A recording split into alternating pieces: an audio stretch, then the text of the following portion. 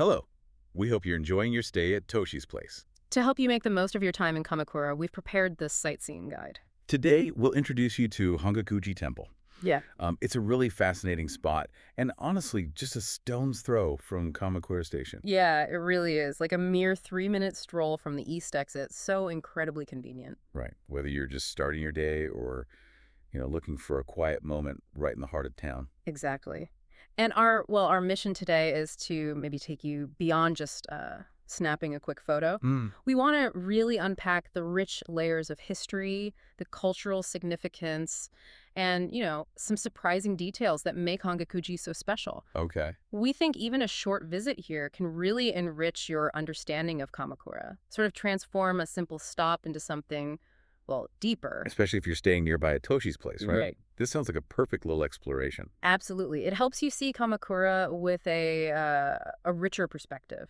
Definitely. Mm. And even if you've only got a little bit of time, you'll find so much depth and beauty waiting. So, okay, let's dive in. Let's unpack Hongaku-ji's story. Let's do it. So where do we start? Let's go way back, the deep roots of this place. Hongaku-ji's origin, it goes back to the late 12th century. That's right, yeah. With Minamoto no Yoritomo, the first shogun of the Kamakura shogunate. Okay. He established something called the Ebisudu Hall, right on this very spot. Wow.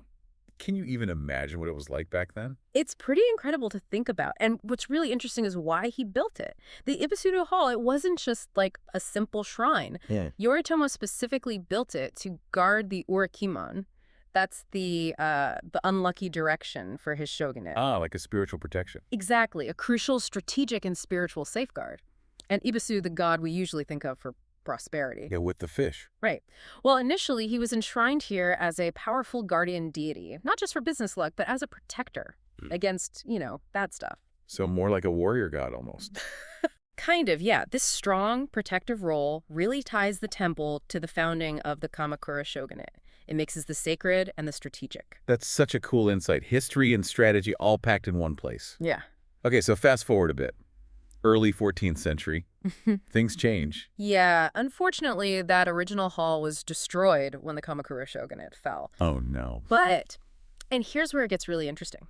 In the mid-15th century, it gets this remarkable revival. Okay.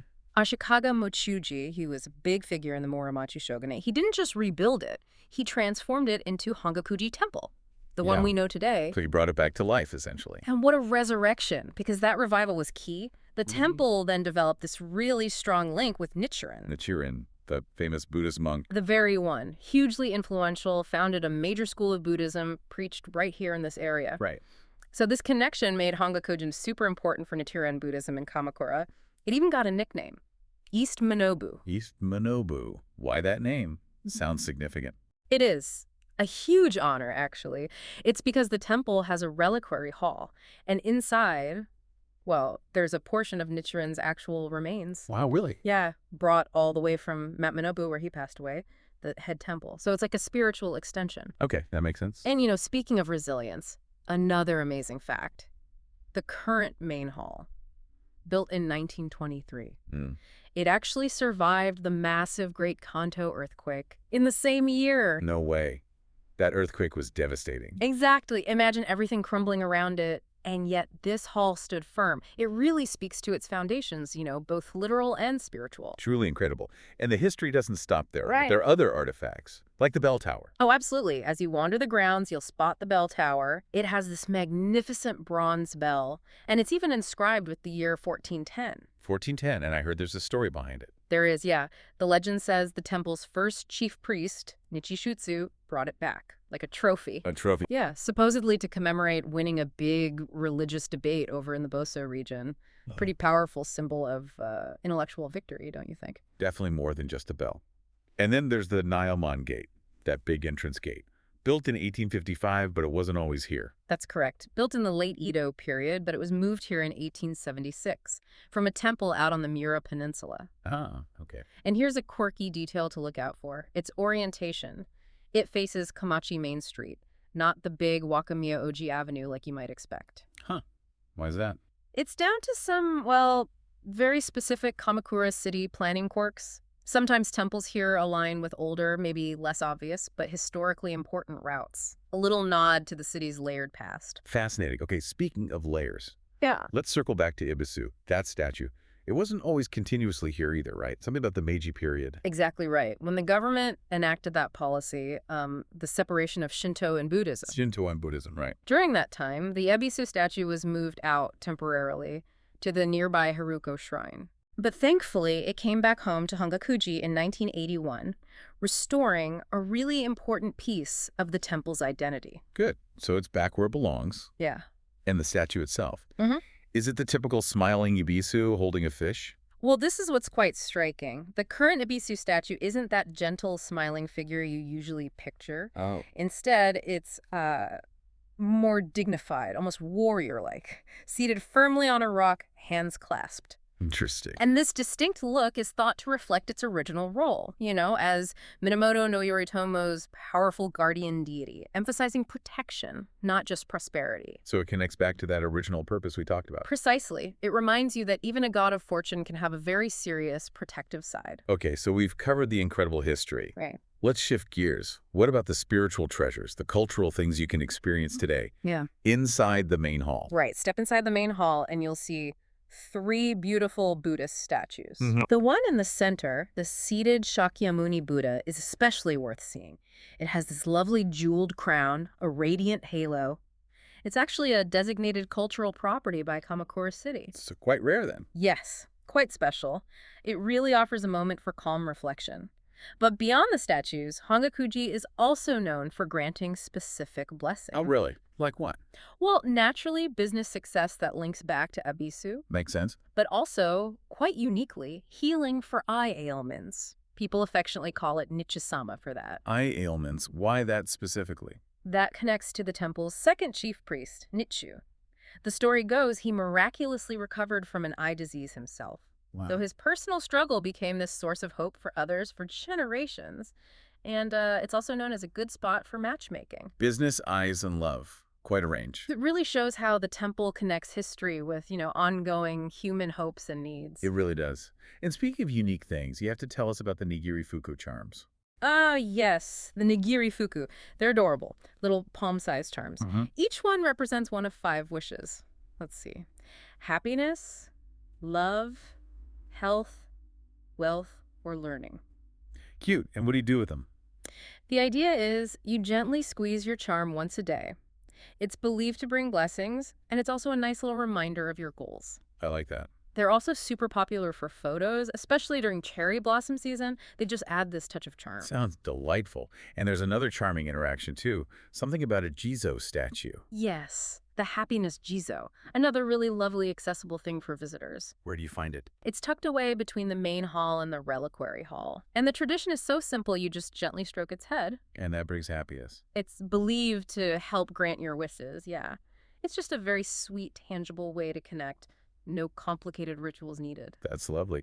Now, Hongaku-ji is also part of some pilgrimages. It is, yes. It plays a role in a couple of important ones. It's a key stop on the Kamakura Enoshima 7 Lucky Gods pilgrimage. Okay, I've heard of that one. Right, where you visit 7 spots for different blessings. Ibisu is the deity here, of course.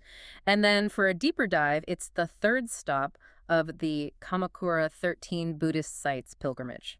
13 Buddhist sites. Mm-hmm. For that one, it specifically enshrines Manjusri, the Bodhisattva of wisdom. Yeah. So these pilgrimages are a really great way to explore Kamakura's spiritual side. And if you want a souvenir or proof of your visit, for collectors. Oh, definitely. The temple office near the gate has you covered. They offer beautiful Goshwin stamps. The calligraphy stamps. Exactly. In the Nichiren sect, they call them Goshudai, and you can actually get 4 different types here, featuring Nichidai Shunin, Ebisu, Manjusri, and the mantra Namu Myoho Renj Kyo. 4 kinds. Yeah. And they even have the special paper if you're doing the 7 Lucky Gods pilgrimage. So it's a fun stop for Goshwin collectors or really anyone wanting a unique memento. Okay, beyond the history and spirituality, Hongaku-ji is also known as a flower temple, right? Oh, absolutely. That's a huge part of its charm. It's not just a spiritual place. It's visually stunning, changing dramatically with the seasons. So you get a different experience depending on when you go. Totally. The floral calendar is just incredible. Spring is, well, amazing. Weeping cherries, the early kawazu cherries, the fluffy yaezakura. Sounds breathtaking. It really is.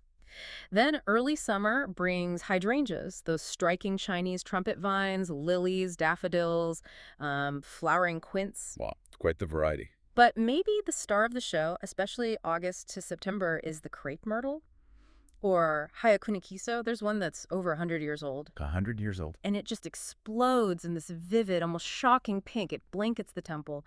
Truly unforgettable. So the flowers are really part of the atmosphere. Definitely. They add so much to the peace and beauty, inviting you to just slow down and soak it all in. Okay, so after hearing all this, the history, the blessings, the beauty, let's bring it back to the practical side for someone visiting. How does this fit into your trip?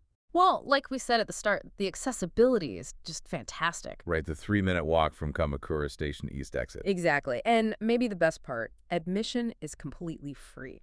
Free. That's amazing. It really is. It's Yeah. one of those gems offering so much depth without any barrier to entry. So it fits perfectly into any Kamakura plan.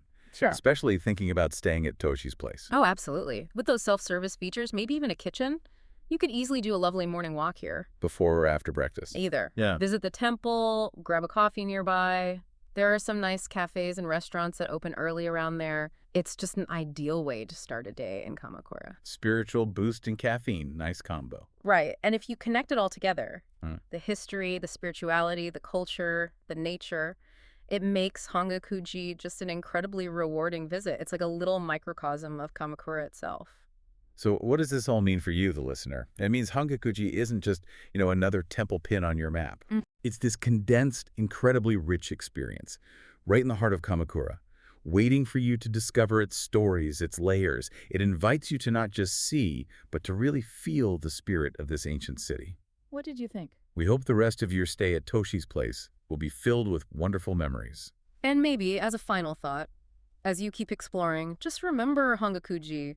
Remember how even a seemingly small, easily accessible spot right near a busy station can hold centuries of stories. It Yeah. can offer these really deep personal insights. So maybe look for those layers everywhere you go, whether it's here in Kamakura or further afield. Let yourself find the serenity and the little surprises that places like Hongaku-ji have waiting.